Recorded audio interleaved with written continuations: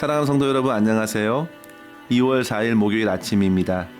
함께 찬송가 501장 너 시온아 이 소식 전파하라 찬양한 후에 오늘의 말씀 나누겠습니다.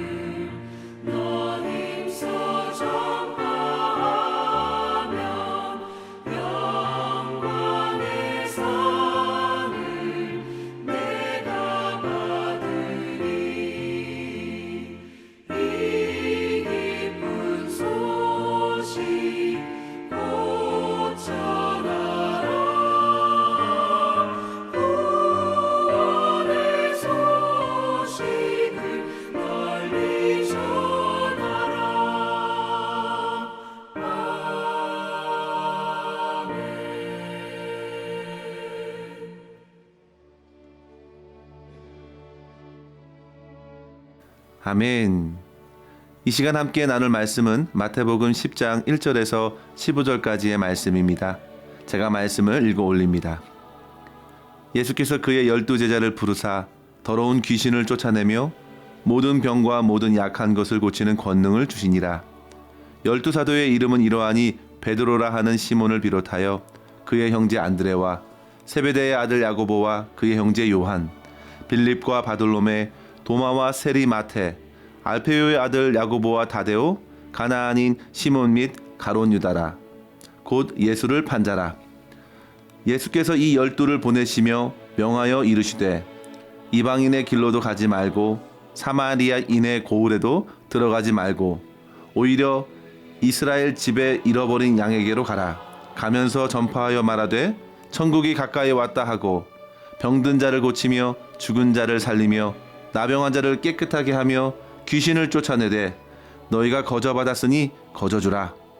너희 전대에 금이나 은이나 동을 가지지 말고 여행을 위하여 배낭이나 두벌 옷이나 신이나 지팡이를 가지지 말라. 이는 일꾼이 자기의 먹을 것 받는 것이 마땅함이라.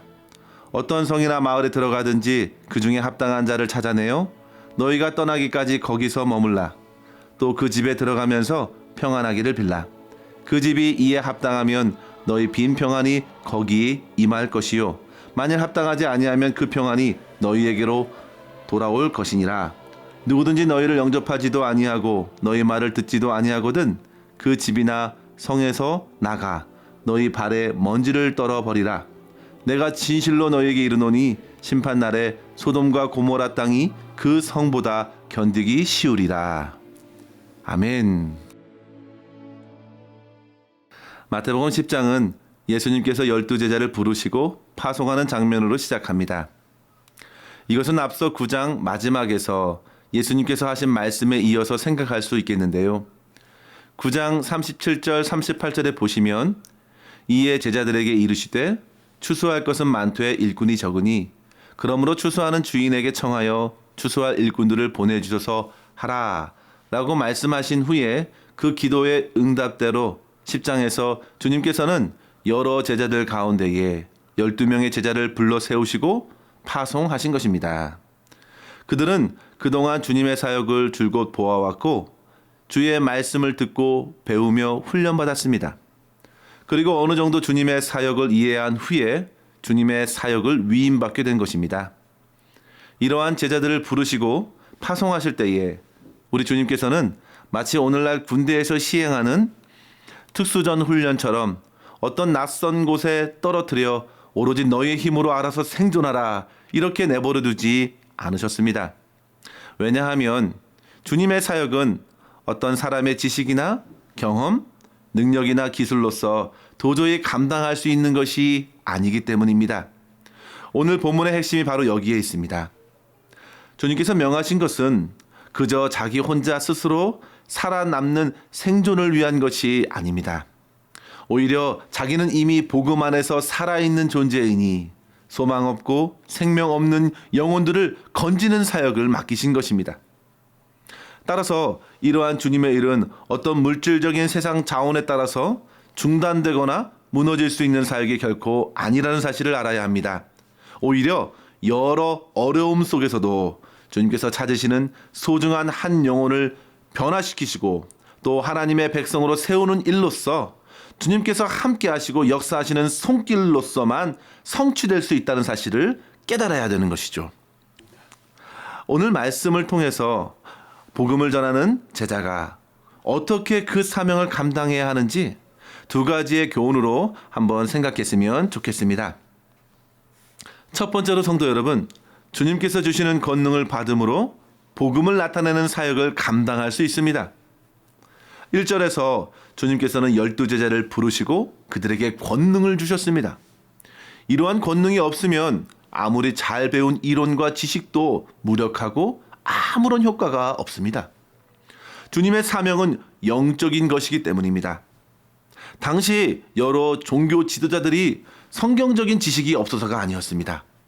그들에게는 영적인 권세가 없기 때문입니다. 이러한 영적인 권세는 사람에게서 오지 않습니다. 사도 바울도 고린도 전서에서 2장 4절에 이렇게 언급하지요. 내 말과 전도함이 설득력 있는 지혜의 말로 아니하고 다만 성령의 나타나심과 능력으로 한다. 이렇게 고백하였습니다. 사랑하는 성도 여러분, 주님의 일이 모두 그러합니다. 내 힘으로 하면 그것은 어디까지나 나의 일입니다. 그런 일은 잘 되는 것 같아도 곧 지칠 뿐만 아니라 궁극적으로 영혼을 변화시킬 수는 없습니다. 하나님의 일은 하나님의 능력을 의지함으로써만 감당할 수 있습니다. 예전에 한국의 한 목사님께서 이런 말씀을 설교 중에 하신 것이 기억이 납니다. 사명을 감당할 때에 심지를 태우지 말고 기름을 태우라고 하셨는데요. 심지를 태우면 번쩍하며 확 타오르지만 금방 자신이 새까맣게 타버려 번아웃 됩니다. 그러나 자기를 적시는 기름을 태우면 오래 지속적으로 타오를 뿐만 아니라 항시 불을 유지하게 하는 기름을 늘 의지하게 되는 것이죠. 이러한 의미로서 제자들은 주님께서 부어주시는 능력을 항상 힘입어야 합니다. 여기서 권능은 헬라어로 엑수시아로서 자격에 부여한 권세를 의미하지요. 요한복음 1장 12절에 영접하는 자 곧 그 이름을 믿는 자들에게는 하나님의 자녀가 되는 권세를 주셨다고 말씀해 주셨는데, 그 자녀로서의 권세할 때 이 권세가 엑수시아입니다. 내가 힘이 있는 것이 아니라 주님의 자녀이기 때문에 허락받은 권세를 의미합니다. 예를 들어 보자면 이런 것이죠. 한 힘세고 등치가 큰 운전기사가 커다란 화물 트럭에 경적을 울리며 도로를 질주한다고 생각해 보십시오. 어느 누가 그 차를 세울 수 있겠습니까? 그런데 성도 여러분, 아무리 그런 차라 할지라도 그 차는 갓 임관한 풋내기 경찰관의 신호라도 곧 멈추어야 합니다. 이는 그 사람의 힘이 아니라 경찰관이 가지고 있는 권세가 있기 때문이죠. 주님의 사역이 이렇게 펼쳐지는 것입니다. 오늘 또 본문 2절에서 사도라고 했는데요. 아포스톨로스, 즉 보냄을 받은 자로서 제자들은 자기의 힘과 능력이 아니라 보내시는 주님의 허락하시는 권세와 권능으로서 맡겨진 모든 사명을 감당할 수 있는 것입니다. 마찬가지로 오늘날도 그렇습니다. 저와 여러분에게 맡겨진 사명, 복음을 전하고 성도들을 세우고 교회를 섬기는 모든 일이 자기 자신의 힘에서 어떤 것에서 나오는 것이 아니라 오직 주님께서 부어주시는 권세를 힘입어야 바르게 감당할 수 있게 되는 것이죠. 오늘 본문 9절을 한번 보십시오. 주님의 일을 하는 데 있어서 주머니에 금이나 은 같은 물질이 필요한 것이 아닙니다. 기본적인 것이면 됩니다. 최대한 간편하고 간소화하여 오직 하나님의 능력을 의지하며 섬길 영혼에게 관심을 쏟아야 되는 것이죠. 10절에도 일꾼들이 자기의 먹는 것을 받는 것, 그것은 당연한 것이다. 주님께서 반드시 먹을 것을 허락해 주실 것을 보아야 하는 것입니다. 따라서 제자들의 삶은 주님의 능력, 주님의 도움을 늘 의지하기 때문에 항상 겸손한 마음으로 깨어 기도하고 간구해야 합니다. 너희 필요한 모든 쓸 것을 모두 채우실 것이라고 약속하신 그 말씀을 의지하고서 기도해야 합니다. 사랑하는 성도 여러분, 기도와 간구로서 주님의 권세를 항상 의지하시기를 바랍니다. 그리하여 주님께서 허락하시는 모든 능력과 자원을 힘입고 한 영혼, 한 생명을 살리는 복음 전파의 사명을 오늘도 넉넉히 감당할 수 있는 저와 여러분 될 수 있기를 주님의 이름으로 간절히 축원합니다. 두 번째로 성도 여러분, 주님의 사명은 평안을 누리며 평안을 전하는 사명으로 기쁘게 감당해야 합니다. 오늘 본문에서 소개하는 제자들 가운데에 안타까운 사람 한 사람을 발견하게 되죠. 4절에 보시면 그는 가룟 유다, 곧 예수를 판 자라 했습니다. 주님께서는 그를 사랑하셨습니다. 끝까지 그에게 기회를 주셨습니다. 그러나 그는 결국 주님 말씀처럼 태어나지 않았으면 좋을 뻔한 그런 저주의 길을 끝내 포기하지 않았습니다. 그는 예수님의 말씀을 듣고 배워 파송받는 사도의 한 사람으로 지금 본문에 서 있습니다. 그런데 그는 보내신 자의 뜻을 이루기보다 자기의 뜻을 이루려고 했습니다. 영혼을 살리는데 관심이 없었고 오로지 물질에 대한 사랑으로 그의 심령은 가득했습니다. 사도라는 이름으로 물질을 더욱 탐하고 더 사랑했고 결국 예수님까지도 은삼십에 내어 주었습니다. 이러한 타락을 보면서 오늘날 얼마든지 목회자들도 넘어질 수 있고 겉으로 신실해 보이는 성도들까지도 교회와 주님을 등지고 세상으로 갈 수 있기 때문에 우리는 그만큼 스스로 깨어 경계해야 되겠습니다. 소돔과 고모라보다 더 심각한 심판이 남겨져 있기 때문입니다. 분명 가룟 유다의 마음은 심히 불안했을 것입니다. 자기의 속마음과 거치 행동을 달리하느라 복잡했을 것입니다. 탐욕으로 가득한 마음을 가려보지만 하나님은 다 아셨습니다. 평안의 복음을 전한다 하면서도 정작 자신은 그 평안을 몰랐습니다. 가장 불쌍하고 동시에 가장 완악한 사람이었습니다. 성도 여러분, 복음을 부인하는 사람이 얼마든지 있을 수 있습니다. 놀라지도 말고 실망도 마십시오. 그럴 수 있습니다. 12절 이하에 보시면 평안하기를 빌라. 그 집이 합당하면 그 평안을 누릴 것이지만 그렇지 않으면 그 평안이 너희에게 올 것이다. 즉 주님의 사명은 복음을 가져다주는 평안을 누리는 것이고 전하는 것입니다. 따라서 성도 여러분, 아무리 복음을 거부하더라도 전하는 자의 심령이 평안을 잃으면 안 되겠습니다. 거절을 당해도 결코 그 평안은 없어지지 않고 사명자의 심령을 가득 채우기 때문이죠. 8절을 보십시오. 거저 받았으니 그저 주어라. 거저 받았으니 거저 나누어 주라고 말씀하십니다. 주님의 사역의 원리는 움켜쥐는 것이 아니라 은혜 받은 대로 거저 주는 것이라 말합니다. 베푸는 사역이 주님의 사역입니다. 그 안에서 평안이 넘치고 그 안에서 기쁨과 즐거움이 가득합니다. 사랑하는 성도 여러분, 주님의 일을 하면서 무엇을 얻으려고 말고 이미 주 안에서 다 얻은 자로서 천국을 소유한 자로서 그 기쁨과 평안을 모르는 이들에게 넉넉히 나눠주는 사역으로 섬기실 수 있기를 바랍니다. 병을 고치고 귀신을 내쫓아 주 예수 그리스도의 이름으로 자유를 선포하고 참된 평안을 누리는 기쁨으로 사역을 감당할 때에 우리 주님께서 기뻐하실 것이고 영광을 거두실 줄 믿습니다. 이러한 하루로서 오늘도 승리하실 수 있기를 주님의 이름으로 간절히 축원합니다. 기도하겠습니다. 하나님 아버지, 오늘도 생명의 말씀을 허락해 주심에 감사합니다.